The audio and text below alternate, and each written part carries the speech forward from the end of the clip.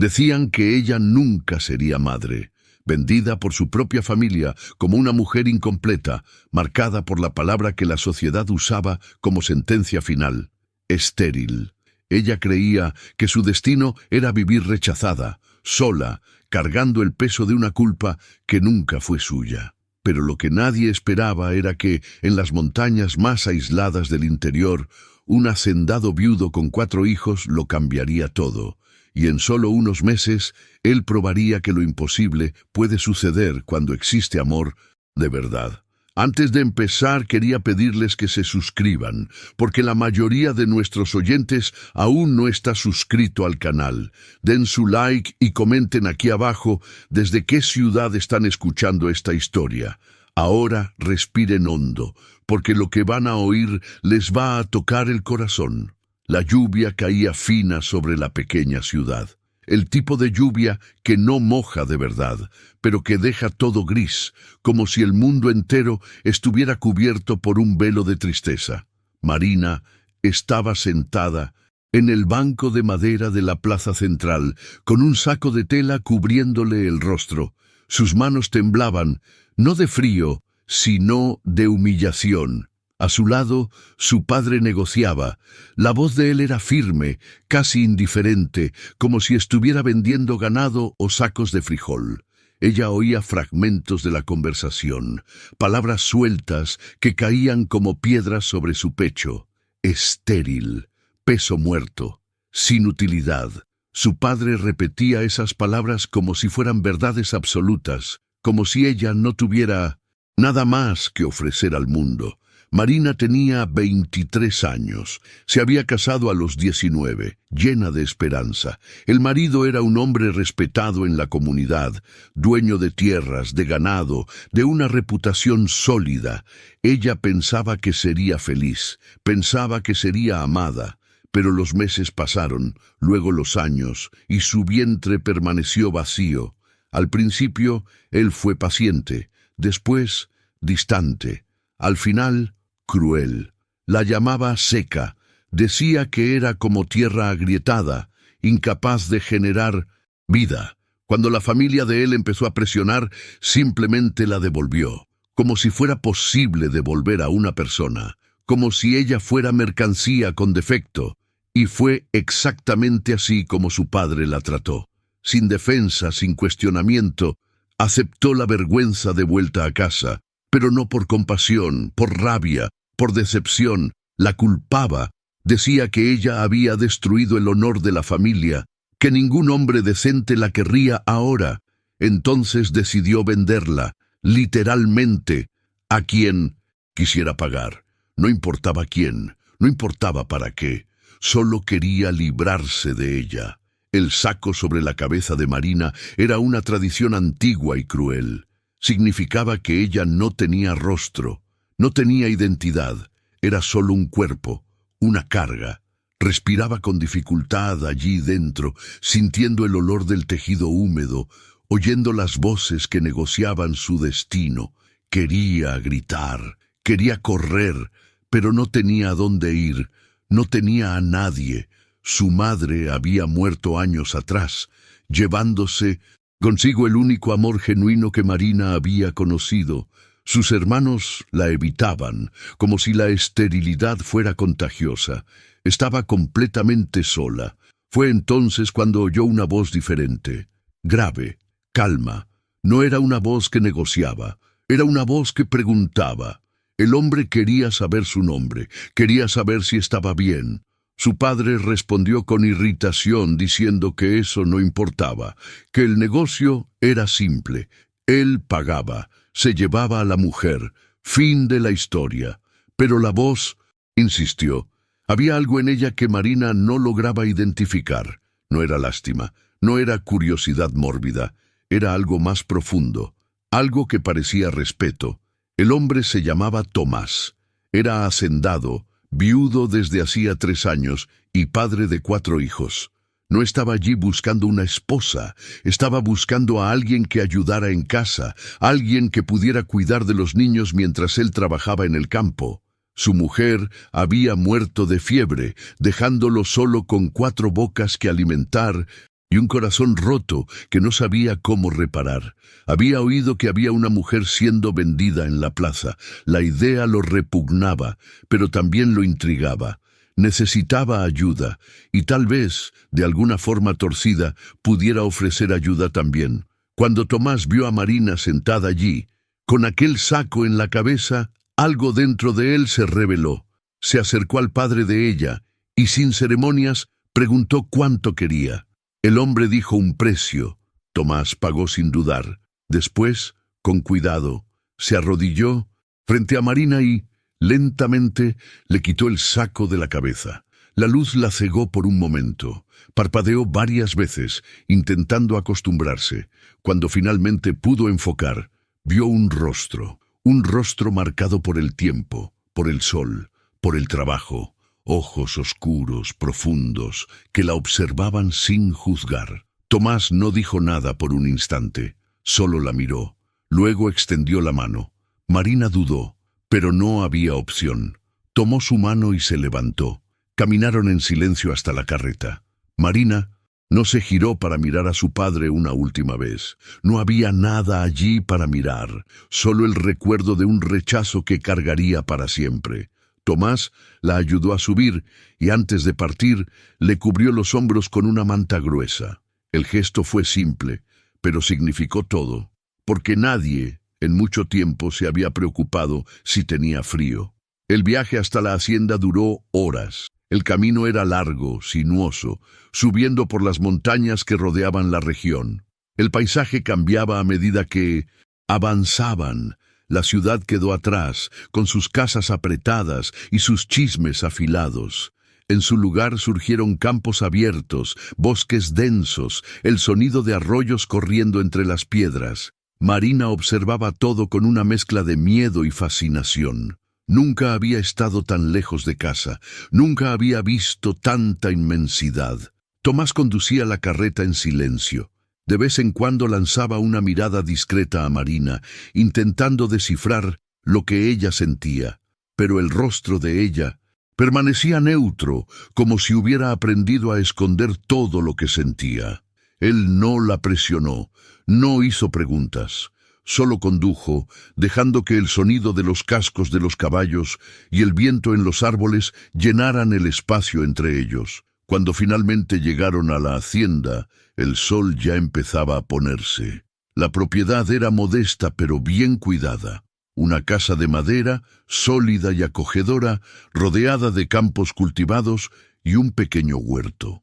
Había gallinas picoteando en el patio, una vaca mugiendo a lo lejos y un perro que corrió hasta la carreta, moviendo la cola con entusiasmo. Era un lugar sencillo, pero lleno de vida. Marina bajó de la carreta, todavía envuelta en la manta. Miró alrededor, intentando absorber todo. Fue entonces cuando la puerta de la casa se abrió. 4 niños salieron corriendo, 3 varones y una niña. El mayor tendría unos 10 años, la menor, tal vez 4. Se detuvieron al ver a Marina, curiosos, pero también tímidos. Tomás se acercó a ellos y con voz suave hizo las presentaciones. Pedro, el mayor, Lucas, de 8 años, Miguel, de 6, y Sofía, la menor. Los niños miraron a Marina con ojos muy abiertos. Ella no sabía qué decir, no sabía cómo actuar, pero Sofía, con la inocencia típica de quien aún no conoce la crueldad del mundo, dio un paso adelante y extendió la mano. Marina miró esa manita pequeña, luego el rostro de la niña, y algo dentro de ella se rompió. Se arrodilló y por primera vez en meses sonrió. Una sonrisa tímida, frágil, pero real. Tomás observó la escena y sintió algo extraño en el pecho. No sabía qué era, tal vez esperanza, tal vez solo alivio. Condujo a Marina al interior de la casa, mostrándole dónde estaba todo. El dormitorio de ella era pequeño pero limpio. Había una cama sencilla, un armario de madera y una ventana que daba al huerto. Le dijo que podía descansar, que cenarían en 1 hora. Marina agradeció con un gesto de cabeza y cerró la puerta. Sola por fin, se sentó en la cama y dejó caer las lágrimas. Lloró bajito para que nadie la oyera. Lloró por el dolor, por la humillación, por la soledad, pero también lloró porque por primera vez en mucho tiempo alguien la había mirado como si fuera una persona, no una mercancía, no un error, solo una persona. Los primeros días en la hacienda fueron extraños. Marina no sabía cuál era su lugar allí. Tomás había dicho que ayudaría con los niños y con la casa, pero nunca exigió nada, nunca dio órdenes, solo sugería, y siempre con gentileza. Ella empezó despacio, se levantaba temprano, preparaba el desayuno, lavaba la ropa, limpiaba la casa. Los niños la observaban con curiosidad, pero mantenían distancia, excepto Sofía. La niña se pegó a ella desde el primer día. Sofía seguía a Marina por todas partes, ayudaba a recoger huevos, a tender la ropa en el tendedero, a preparar la comida. Hablaba sin parar, contando historias, haciendo preguntas, riendo de cosas que solo ella encontraba graciosas. Marina, al principio, no sabía cómo responder, pero poco a poco se fue abriendo. Fue sonriendo más, fue dejando que aquella niña iluminara los rincones oscuros de su alma. Tomás trabajaba de sol a sol, salía antes del amanecer y volvía cuando el cielo ya estaba pintado de naranja y morado, pero siempre encontraba tiempo para estar con sus hijos. Cenaban juntos todas las noches. Preguntaba sobre su día, escuchaba sus historias, resolvía pequeñas peleas.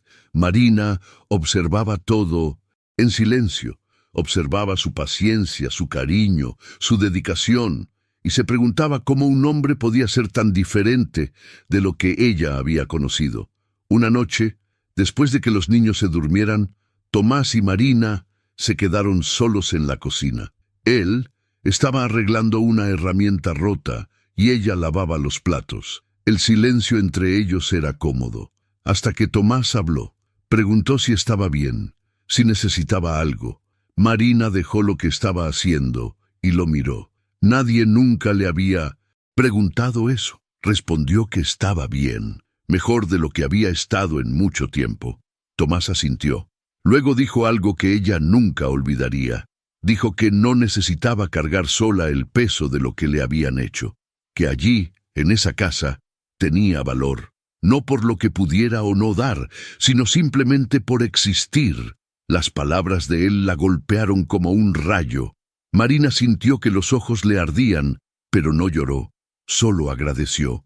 Y esa noche, por primera vez desde que llegó, durmió sin pesadillas. Las semanas pasaron.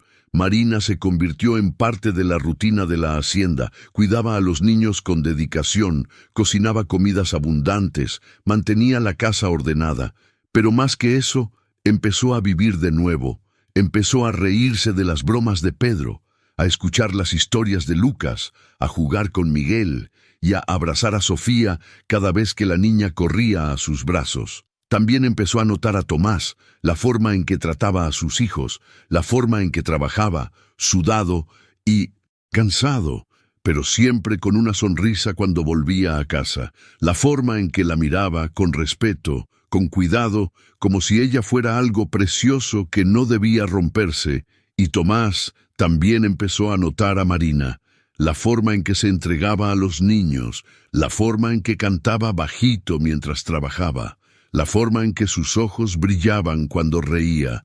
No había planeado eso, no había planeado sentir nada, pero era imposible no sentir. Ella estaba trayendo vida de vuelta a esa casa. Estaba trayendo luz a un lugar que había estado oscuro durante tanto tiempo. Una tarde, mientras Marina recogía tomates en el patio, Sofía vino corriendo y tropezó. Cayó y se raspó la rodilla. Marina soltó todo y corrió hacia ella, la tomó en brazos, limpió la herida con cuidado, susurró palabras de consuelo. Sofía dejó de llorar casi de inmediato, apoyó la cabeza en el hombro de Marina y dijo algo que hizo que el mundo se detuviera. Dijo, «Tú eres como mi mamá». Marina sintió que el corazón se le apretaba.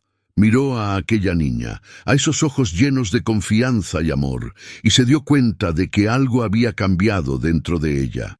Ya no era solo una mujer vendida, rechazada, rota. Era alguien importante, alguien amado. Tomás presenció la escena desde lejos. Estaba regresando del campo cuando vio a Marina abrazando a Sofía. Vio la ternura en su rostro. Vio cómo sostenía a la niña, como si estuviera sosteniendo el mundo entero. Y en ese momento supo que ya no podría vivir sin ella, no como empleada, no como ayudante, sino como compañera, como esposa, como madre de sus hijos. Pero tenía miedo, miedo de asustarla, miedo de que ella pensara que se estaba aprovechando de la situación. Entonces esperó el momento adecuado, esperó que ella estuviera lista. Mientras tanto, Marina también luchaba con sus propios sentimientos. Había empezado a sentir algo por Tomás, algo que la asustaba y la emocionaba al mismo tiempo.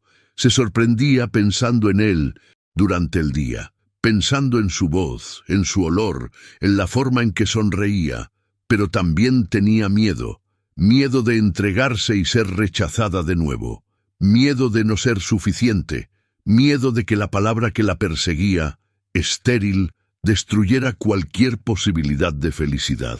Fue durante una noche de tormenta que todo cambió. El viento aullaba afuera, la lluvia golpeaba fuerte el tejado, y los truenos hacían temblar la casa. Los niños estaban asustados. Pedro intentaba ser valiente, pero hasta él tenía miedo. Marina los reunió en la sala, encendió velas y empezó a contar historias. Historias de aventura, de coraje, de finales felices. Poco a poco, los niños se fueron calmando. Sofía se durmió en su regazo. Lucas y Miguel se apoyaron en ella. Hasta Pedro se relajó. Tomás estaba sentado cerca, observando, y en ese momento, con la luz de las velas bailando en el rostro de Marina, con sus hijos acurrucados a su alrededor, sintió una certeza absoluta. Ella era la persona que había estado esperando, la persona que su familia necesitaba, la persona que amaba. Cuando la tormenta finalmente pasó y los niños se fueron a dormir, Tomás y Marina se quedaron solos de nuevo. Él se acercó despacio y dijo que necesitaban hablar. Marina sintió que el corazón se le aceleraba. No sabía qué esperar. Él se sentó a su lado y con voz entrecortada empezó a hablar. Dijo que ella había transformado esa casa, que había traído alegría de vuelta a la vida de sus hijos. Y Anás, la de él también, dijo que ya no podía imaginar la vida sin ella. Y entonces, con los ojos fijos en los de ella, preguntó si aceptaría casarse con él. Marina se quedó sin palabras. Miró a Tomás, a aquel hombre que la había sacado de la peor humillación de su vida, que la había tratado con dignidad, que le había dado una oportunidad de empezar de nuevo. Y quiso decir sí, quiso con todo el corazón, pero las palabras no salieron, porque en el fondo todavía cargaba esa marca. Esa sentencia, estéril. Bajó los ojos y con voz temblorosa dijo que no podía casarse con él, que él merecía a alguien que pudiera darle más hijos, que ella era incompleta, rota, que no tenía nada que ofrecer. Tomás escuchó todo en silencio. Después, con gentileza, tomó el rostro de ella entre las manos y la hizo mirarlo.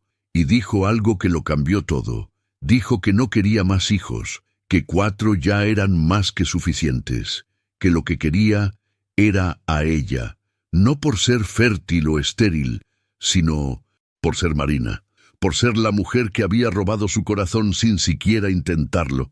Las lágrimas corrieron por el rostro de ella, lágrimas de alivio, de alegría, de esperanza, y finalmente, con voz entrecortada, dijo, sí, sí, quería casarse con él, sí.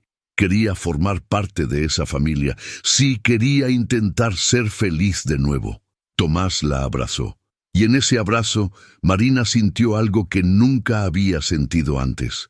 Se sintió segura, se sintió amada, se sintió completa. La boda fue sencilla. Solo ellos, los niños, y el padre de la aldea más cercana. No hubo fiesta grande, no hubo invitados, pero no importaba. Porque lo que importaba estaba allí, Tomás, Marina y 4 niños que ya la llamaban mamá. Intercambiaron votos bajo la sombra de un árbol antiguo, con el viento soplando suavemente y los pájaros cantando de fondo. Y cuando el padre los declaró marido y mujer, Marina sintió como si estuviera renaciendo. La vida en la hacienda continuó, pero ahora era diferente. Marina ya no era solo alguien que ayudaba, era la dueña de la casa, era la esposa, era la madre, y desempeñaba esos roles con amor y dedicación. Los niños florecieron bajo sus cuidados. Pedro se volvió más responsable, Lucas más confiado, Miguel más cariñoso. Y Sofía, bueno, Sofía era la sombra de Marina, imitando todo lo que ella hacía. Tomás y Marina también florecieron, se descubrieron poco a poco, conversaban sobre todo, sobre el pasado, sobre los miedos, sobre los sueños. Él contaba sobre su primera esposa, sobre el dolor de perderla, sobre la soledad que casi lo destruyó. Ella contaba sobre el matrimonio fallido, sobre el rechazo, sobre el dolor de sentirse inútil, y juntos curaban esas heridas. No borraban las cicatrices, pero las transformaban en parte de sus historias, en parte de quienes eran. Los meses pasaron, la hacienda prosperaba, las cosechas eran buenas, los animales estaban sanos y la casa estaba llena de risas. Marina nunca había sido tan feliz. Se despertaba todas las mañanas y agradecía por haber sido vendida en esa plaza, porque si no hubiera sido así, nunca habría encontrado a Tomás, nunca habría encontrado a esos niños, nunca habría encontrado a sí misma. Pero la vida, como siempre, tenía sus propios planes, y no todos eran fáciles. Cierto día, Marina empezó a sentirse mal. Era una náusea extraña que llegaba sin aviso, principalmente por la mañana. Pensó que era algo que había comido, pero los días pasaron y la náusea continuó, junto con un cansancio profundo y una sensibilidad en los senos que no podía explicar. Al principio lo ignoró, pero Sofía, con su intuición infantil, lo notó. Preguntó si Marina estaba enferma. Marina dijo que no, pero en el fondo empezó a preocuparse. Fue Tomás quien sugirió que fuera al médico. La aldea más cercana tenía uno, un señor mayor que atendía en su propia casa. Marina dudó.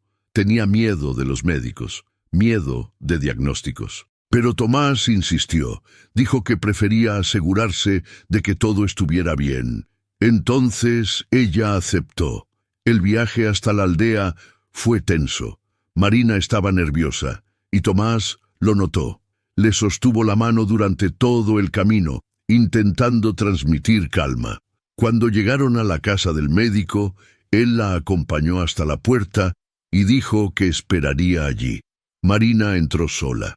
El médico era un hombre amable, de cabello blanco y ojos bondadosos. Hizo preguntas, examinó a Marina y luego le pidió que esperara. Ella se sentó en la silla de madera, el corazón latiéndole fuerte, mientras él volvía a su consultorio improvisado. Los minutos parecieron horas. Finalmente, regresó, y lo que dijo hizo que el mundo de Marina se detuviera. Estaba embarazada. Marina se quedó inmóvil. No podía procesar las palabras. Embarazada. Ella, la mujer que había sido llamada estéril, la mujer que había sido vendida por no poder generar hijos. Estaba embarazada. Era imposible. Tenía que ser un error. El médico sonrió. Dijo que no era error, que estaba seguro, que estaba embarazada de aproximadamente 6 semanas y que, por lo que podía evaluar, todo estaba bien con el bebé. Marina salió del consultorio en shock. Tomás la vio y de inmediato se preocupó. Preguntó qué había dicho el médico. Ella lo miró, con los ojos llenos de lágrimas, y susurró la noticia. Tomás se quedó atónito. Después, lentamente, una sonrisa inmensa se extendió por su rostro. La abrazó con fuerza, riendo y llorando al mismo tiempo. Dijo que era un milagro, que era la prueba de que Dios existe, que era lo más maravilloso que podía haber sucedido. Pero Marina no podía sentir alegría. No todavía. porque en el fondo tenía miedo. Miedo de que fuera una mentira, miedo de que algo saliera mal, miedo de que la felicidad le fuera arrancada de nuevo. Tomás lo notó, tomó su rostro y dijo que todo estaría bien, que él estaría allí, que enfrentarían eso juntos. En los días siguientes, Marina vivió en un estado de incredulidad. Tocaba su vientre constantemente, todavía plano, intentando creer que había una vida creciendo allí dentro. Los niños notaron el cambio en ella. Pedro preguntó si todo estaba bien. Marina los miró y con lágrimas en los ojos contó la noticia. La reacción fue explosiva. Sofía gritó de alegría. Lucas y Miguel bailaron por la sala. Y Pedro, el serio Pedro, abrazó a Marina y dijo que sería la mejor madre del mundo. Las semanas pasaron. El vientre de Marina empezó a crecer y con él la esperanza. Todavía tenía miedo, pero poco a poco se permitió creer que esto era real, que realmente estaba embarazada, que el milagro estaba ocurriendo. Pero no todos se alegraron con la noticia. La historia de la mujer estéril que quedó embarazada se extendió por la región y llegó a oídos de quien Marina menos quería que supiera. Su exmarido apareció en la hacienda una tarde. Llegó furioso, exigiendo hablar con Marina. Tomás lo recibió. El hombre era grande, intimidante, y venía acompañado de otros 2 hombres. Dijo que Marina era suya, que su matrimonio nunca había sido anulado, que había cometido adulterio y que tenía derecho a llevársela de vuelta. Tomás se colocó entre el hombre y la puerta de la casa. Dijo que Marina no era propiedad de nadie, que ahora era su esposa y que jamás permitiría que se la llevaran. El exmarido se rió. Dijo que un hacendado pobre no tenía poder contra él, que tenía dinero, influencia y la ley de su lado. Marina oyó todo desde dentro de la casa. Estaba paralizada de miedo, no por el exmarido, sino por la posibilidad de perderlo todo, de perder a Tomás, de perder a los niños, de perder al bebé. Pero entonces algo dentro de ella se rompió. Ya no era la mujer débil y rota que había sido vendida en la plaza. Era Marina, esposa, madre, y no dejaría que nadie destruyera su familia. Salió de la casa, miró directamente a los ojos del exmarido y, con una voz firme que ni siquiera sabía que poseía, dijo que él no tenía poder sobre ella, que su matrimonio había terminado el día en que la devolvió como mercancía defectuosa, que ya no era de él y que nunca lo sería de nuevo. El hombre se enfureció, avanzó hacia ella, pero Tomás lo detuvo. Y en ese momento Pedro, Lucas y Miguel salieron de la casa. Se posicionaron al lado de Tomás, protegiendo a Marina. 4 personas, pequeñas, pero decididas. El exmarido miró esa escena y se dio cuenta de que no tenía oportunidad. No allí, no contra la determinación de esa familia. Escupió palabras venenosas. Dijo que Marina se arrepentiría, que no era más que una mentirosa, que el hijo que llevaba probablemente ni siquiera era de Tomás. Pero nadie respondió, porque las palabras de él ya no tenían poder. Se fue, pero todos sabían que eso no había terminado. Tomás abrazó a Marina. Ella temblaba, pero también estaba aliviada. Él dijo que encontrarían una forma de resolverlo legalmente, que no permitiría que ese hombre la lastimara de nuevo. Marina le creyó, porque sabía que Tomás era diferente, que lucharía por ella, que la amaba de verdad. Los meses siguientes fueron una mezcla de alegría y tensión. El vientre de Marina crecía, el bebé se movía. Ella sentía cada movimiento como una bendición. Los niños estaban ansiosos. Sofía quería una hermanita. Los varones querían un hermano. Tomás decía que no importaba, mientras el bebé estuviera sano. Y Marina solo quería que todo terminara bien. Pero la amenaza del exmarido flotaba sobre ellos como una nube oscura. Tomás contrató un abogado. Descubrió que Técnicamente, el matrimonio anterior de Marina nunca había sido disuelto oficialmente, pero también descubrió que había una ley que protegía a las mujeres devueltas por infertilidad. Era una ley antigua, poco conocida, pero válida, y decía que si una mujer era devuelta por no poder generar hijos, el matrimonio se anulaba automáticamente. Tomás usó esa ley. Presentó documentos, testigos, y después de semanas de batalla legal, consiguió la anulación oficial. Marina estaba libre, libre de verdad. El matrimonio con Tomás fue reconocido oficialmente, y el exmarido ya no tenía ningún derecho sobre ella. Cuando llegó la noticia, Marina lloró, lloró de alivio, de gratitud, de felicidad. Tomás la abrazó y dijo que ahora nada más podría separarlos, y Marina le creyó, porque sabía que el amor que sentían el uno por el otro era más fuerte que cualquier ley, cualquier amenaza, cualquier dolor del pasado. El bebé nació en una noche de luna llena. El parto fue largo, difícil, pero Marina aguantó.